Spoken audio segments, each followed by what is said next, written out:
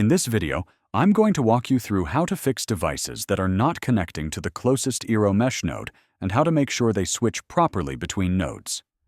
First, open your Eero app on your phone. From the dashboard, check the list of connected devices. If you see that a device is connected to a faraway node instead of the nearest one, note its name. Sometimes this happens because the device is holding on to the original connection instead of switching automatically. Start by rebooting the specific device. This can force it to search for the strongest signal and connect to the nearest Eero. If that doesn't work, go to the Eero app and temporarily pause the internet for that device. Wait about 30 seconds, then unpause it. This can trigger the reconnection process.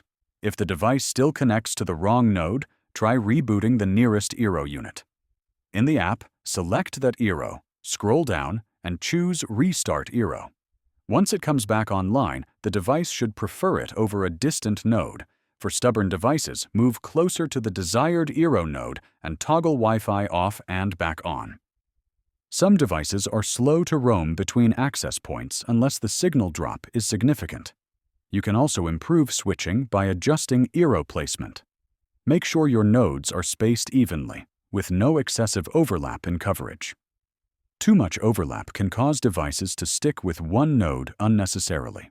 After making these adjustments, test by walking around with your device and watching the connection in the Eero app. If everything's working, you should see your device jump to the closest node as you move. If this video helped you, please like and subscribe to the channel.